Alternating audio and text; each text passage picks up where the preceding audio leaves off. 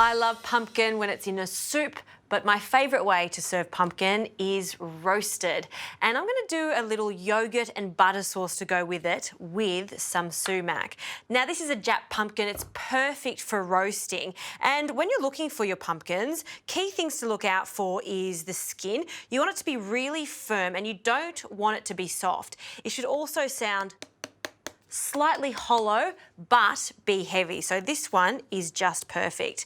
Now to cut into this, I'm just going to turn it over so it's much more stable, and we're going to cut it in half. So you want to do it in two parts.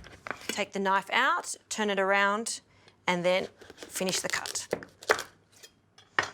And the smell as soon as you cut into a pumpkin, and that beautiful vibrant orange colour.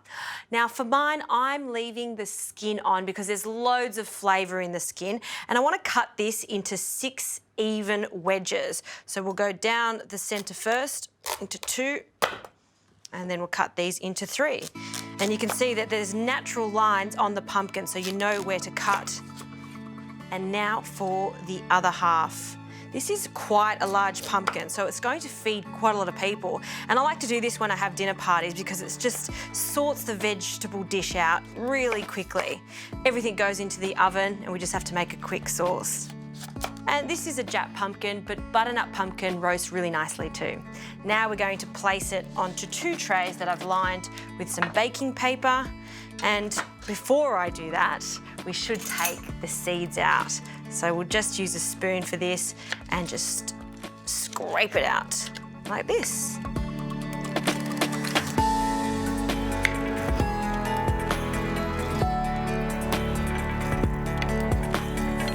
That's 1 tray.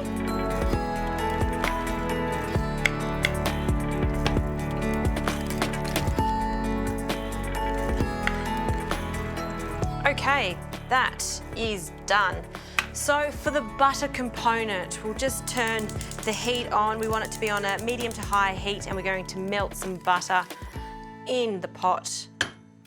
And I'm using the butter in 2 stages. At the beginning, we just want to grease our pumpkin and then place it in the oven.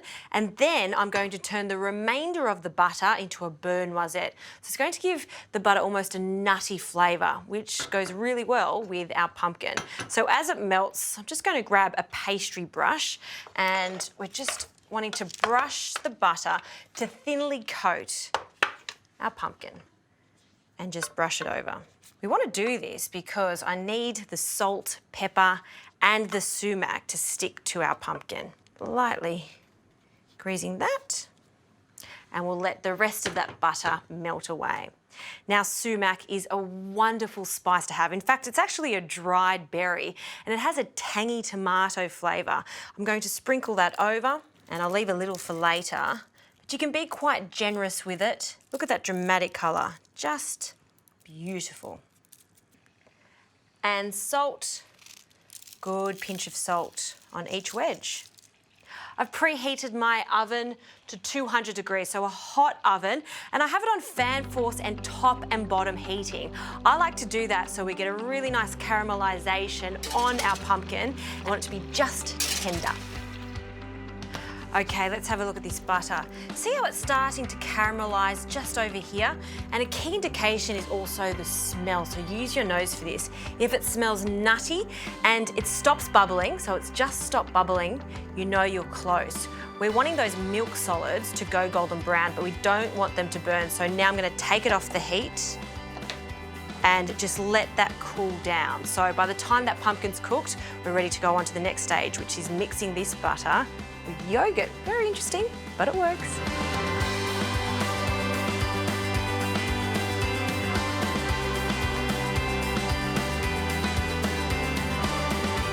The pumpkin has come out of the oven, and I like to just use a sharp small knife just to test that it's cooked. You want it to go through the flesh without too much resistance. So that is perfectly cooked. And I've allowed it to cool down to room temperature. So this is not a cold dish, a hot dish, just room temperature is when it's best. So let's plate this up. We'll get a few of these wedges onto the plate. That should be plenty. And for our yogurt burnt butter. So Greek style yogurt into a bowl. And then with the whisk, I'm just going to slowly incorporate the burnt butter, and you'll see all those speckles of golden milk solids. And I tried this once at a restaurant and I couldn't put my finger on what the flavour was. It was just yogurt that had this smoky, nutty flavour. So I did get the recipe from the chef, and this is how I make my roast pumpkin for my friends now. They just love it. Okay, don't waste any of that. Scrape it in, and again, give it a mix until it does come back together. Great. And we need to season this, so some salt, 2 little sprinkles of salt, mix that in, and our golden yogurt is ready to go. We're just going to dollop this over our pumpkin, in and around. If you like, you could smear it on the plate first and then put the pumpkin on it. I kind of like this rough look. Some herbs, mint and parsley. Just pick the mint straight over the top. Lots of herbs for this, really freshen up the dish. Parsley. Some more sumac. And we need a textural component to this, so some toasted almonds, some flaked almonds over the top. One more thing. I want this to be glossy, so drizzle of extra virgin olive oil. Fabulous as is, but it's also fabulous as a shared dish. I'm thinking roast chook with roasted pumpkin and burnt butter yogurt. Mwah! Sunday roast, that's coming out.